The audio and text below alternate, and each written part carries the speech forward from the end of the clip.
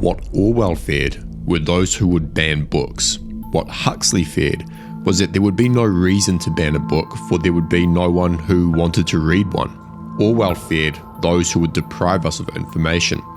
Huxley feared those who would give us so much that we would be reduced to passivity and egoism. Orwell feared that the truth would be concealed from us. Huxley feared the truth would be drowned in a sea of irrelevance.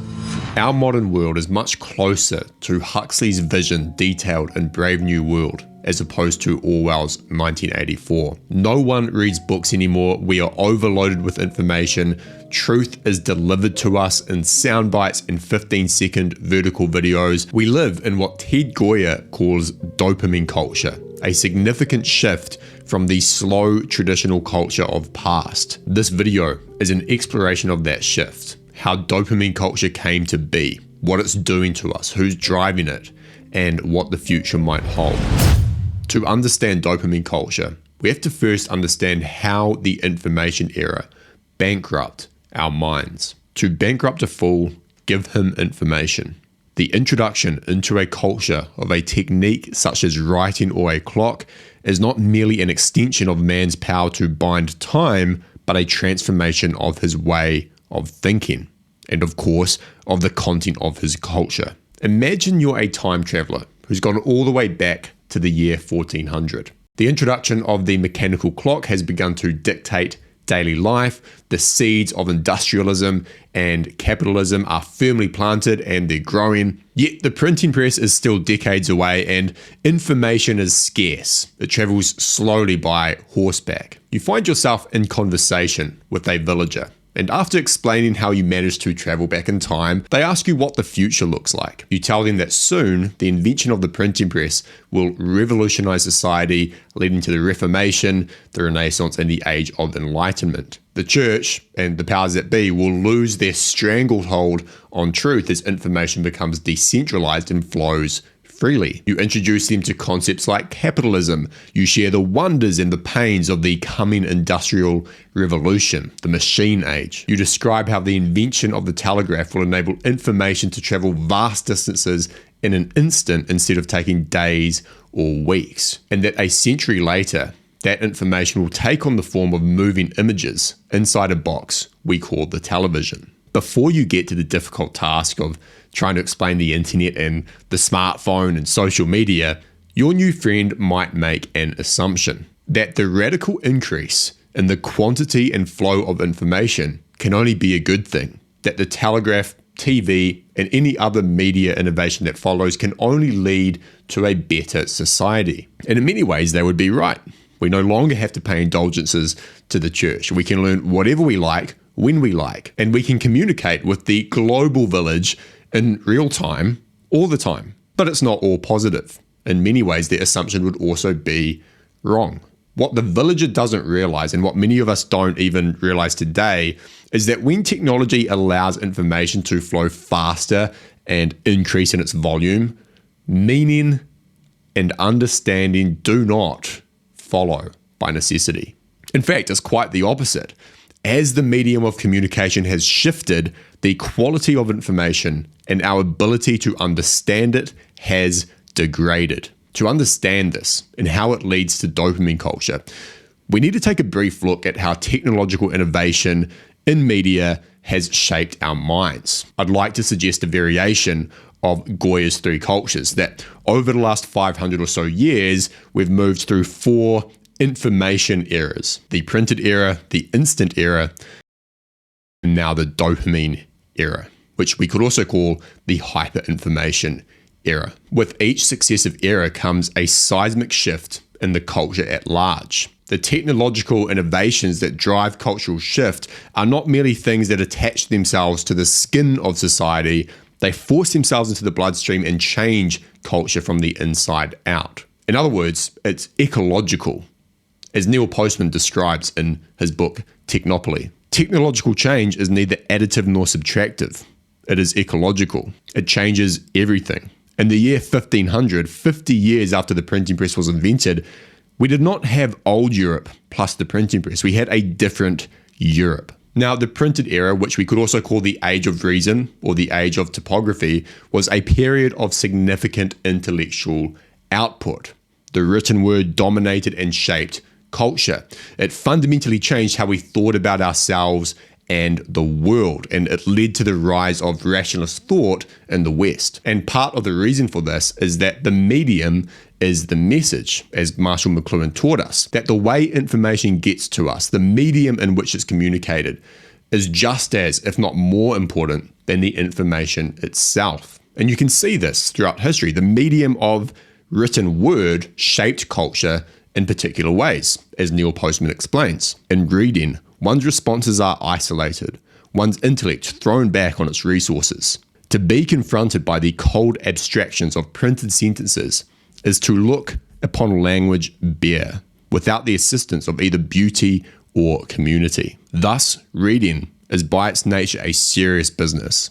It is also, of course, an essentially rational activity. This medium of written word produced a bias toward exposition, a sophisticated ability to think conceptually, deductively, and sequentially, Postman adds. Now, you might be thinking, well, we have more written and printed material today than we did 300 years ago. Like, there's 4 million books published every single year. But the thing is, it doesn't hold a monopoly over communication and media like it used to. During the printed era, if you wanted to learn something, you either went to someone who knew what they were talking about and listened to them or observed them, or you read a book. If you wanted to communicate some information or some ideas in a structured sort of manner, you had to write it. There was absolutely a culture of reading and intellectual engagement, and it wasn't just limited to the upper classes of society. In The Intellectual Life of the British Working Classes, Jonathan Rose details the flourishing literary culture among working class Scotland. Scottish mutual improvement expressed itself chiefly in libraries. John Crawford has located 51 Scottish working class libraries founded by 1822. They were governed democratically mostly, without interference by the middle classes. Another fun fact that shows the dominance of the written word during this time in history is that Thomas Paine's Common Sense, which was published in 1776, sold 100,000 copies in 2 months. To do that today, equivalent to population growth, you'd need to sell 8 million copies in the same time period, which is practically unheard of in the realm of nonfiction. The printed era began its decline in 1847 with the invention of the telegraph. The instant era had begun. I don't mean instant like we think of it today, with unlimited access to movies and TV shows on demand, food delivery, Amazon Prime. Rather, I mean that the delivery of information and its communication became, for all practical purposes, instant. The telegraph was obviously a fantastic invention, which led to a lot of good. But by radically increasing the ease and speed at which information could be communicated, it changed what's called the information action ratio. Prior to the telegraph, most information that was presented to you, let's say in the news, was relevant, or at least more relevant to you and your life. You didn't know about the high-profile divorce case that happened in Chicago while you were living in New York City. It just wasn't relevant. And if you did happen to hear about it, it would have been days or weeks later. Neil Postman explains, prior to the age of telegraphy, the information action ratio was sufficiently close so that most people had a sense of being able to control some of the contingencies in their lives. What people knew about had action value. In the information world created by telegraphy, this sense of potency was lost precisely because the whole world became the context for news.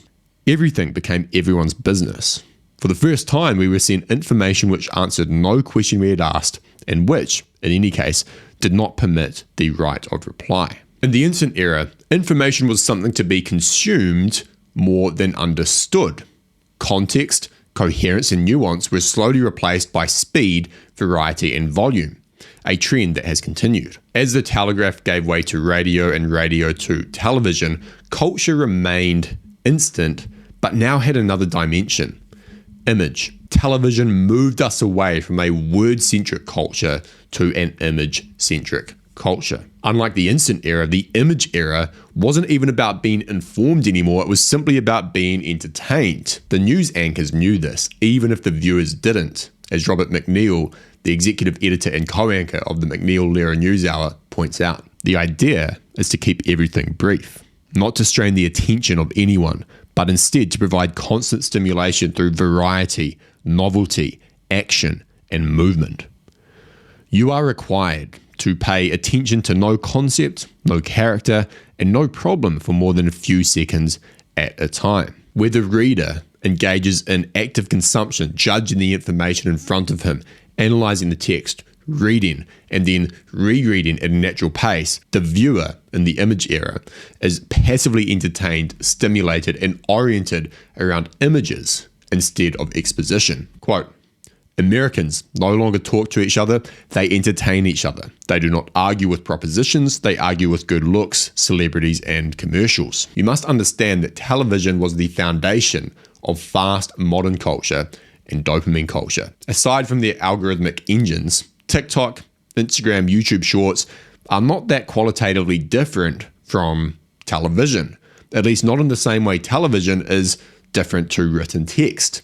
It's an evolution of the medium, which is video, rather than an entire step change, an entire different category of media. And the goal of these social media apps, these videos, is the same. It's to hook, entertain, stimulate, and keep you engaged for as long as possible. And that is the dopamine era. Entertainment on steroids, more variety, infinite content, always on, and even less nuance and context. Not only can you be informed and entertained on demand, you don't really have a choice.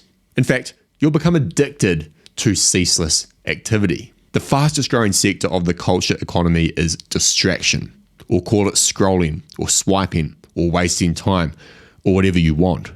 But it's not art or entertainment, just ceaseless activity. Not only is this a culture of distraction and addiction, it's also one of shallowness thanks to the medium. In a media world where engagement reigns supreme, understanding and depth come second place, if they're even considered at all. That's why you get high school and college students who watch a 2-minute TikTok video on a complex topic like climate change or a geopolitical issue, and they think that they get it. It creates this illusion of knowledge and illusion of understanding. But it's not just students, it's most of us. We don't go deep anymore. We don't read. And our collective cognition is dominated by whatever the current thing is. We know more about the last 24 hours than the last 500 years, and I don't think that's a good thing. While there are obvious similarities between the television era and the dopamine era, and that is an evolution of the television era, it's something that's accelerated, and you've probably felt this over the last 10 years. Why is that? Well, it's because of the dopamine industrial complex. See, the rise of television, just like practically everything else, was driven by incentives. Engaging content meant more viewers, which meant more advertising revenue. The same incentives that drive tech companies to make their platforms as engaging and as addictive as possible. And they aren't slowing down. Zuck didn't wake up one day in his college dorm with some master plan on how to get, billions of people addicted to short form video. He was making a social network for university students. Now, I'm not saying his intentions were pure. I'm just saying that he probably wasn't thinking about where we are today. But companies evolve. Users matter. Engagement matters. Time on platform matters. Make those numbers go up and ad revenue will follow. The dopamine industrial complex that Zuck is a part of probably isn't some evil group dead set on making everyone passive and addicted and stressed and anxious. It's simply a group of people and organizations heavily incentivized to maximize shareholder value at your expense. You don't pay with your money. You pay with your time, your mental health, and perhaps even your soul. It's a group made up of our generation's best minds, all getting paid great money to figure out how to make you more addicted. As one Meta employee wrote in 2021, no one wakes up thinking they want to maximize the number of times they open Instagram that day. But that's exactly what our product teams are trying to do. But there's another layer of incentives which makes this even worse. There's not just one player in the dopamine industrial complex, there are multiple, and they're all vying for market share or eyeball share. This creates a perverse dynamic where platforms must copy and add features simply to keep up. If Meta decides tomorrow, out of the good for humanity that they will make Instagram less engaging, what's going to happen? Users will just flock elsewhere. They'll go to a more engaging platform because that's what we've been trained to do. That's the habitual feedback loop that provides us with the dopamine we crave. We'd spend more time on TikTok or YouTube Shorts or whatever new form of digital fentanyl enters the marketplace. Meta's eyeball share would decline, as would their stock price. And it's very hard to fight those incentives.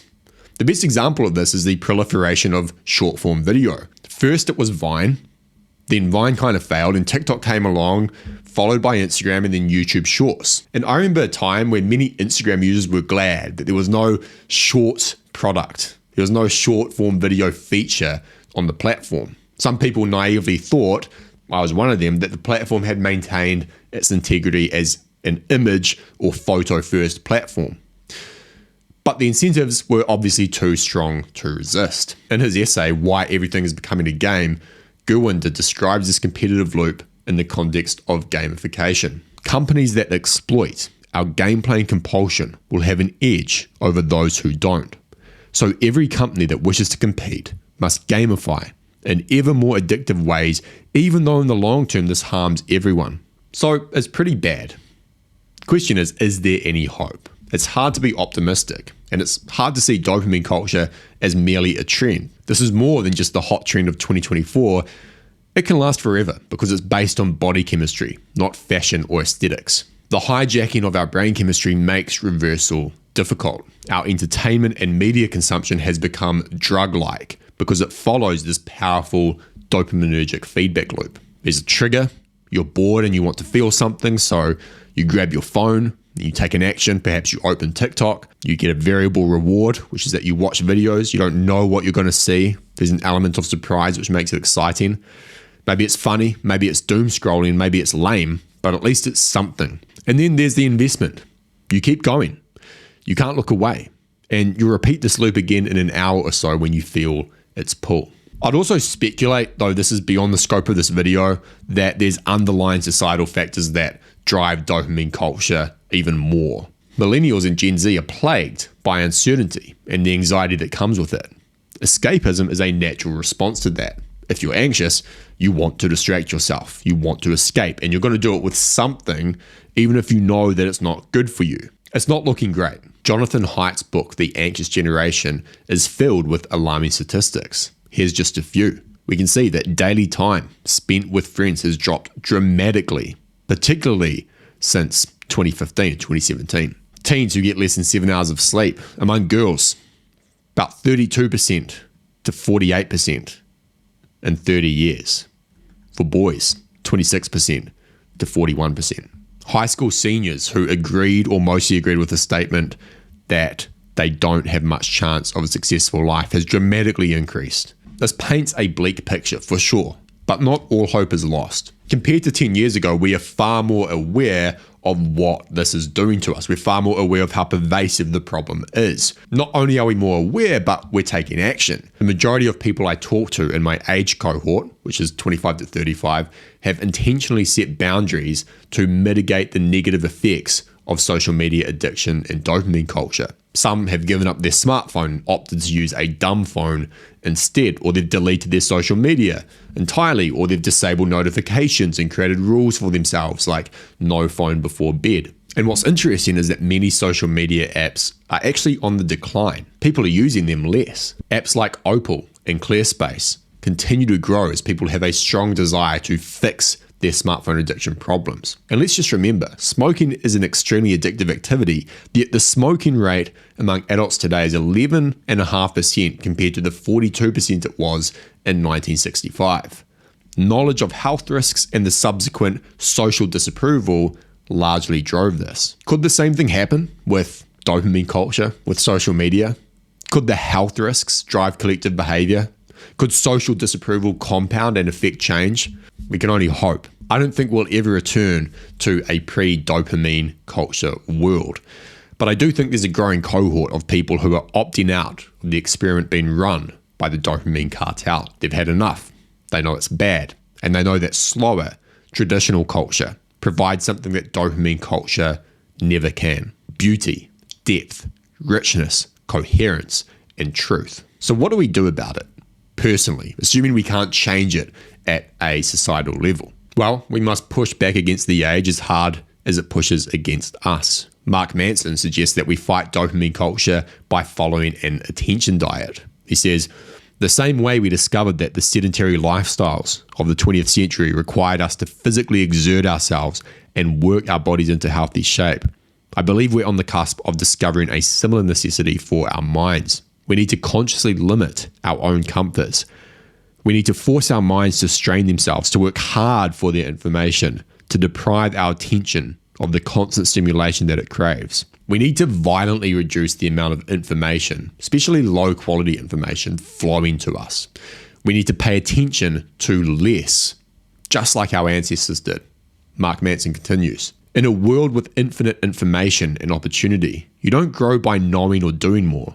You grow by the ability to correctly focus on less. He offers some directives in this article, which I recommend you read. To be very judicious with your social media connections, who you're friends with on Facebook and Instagram.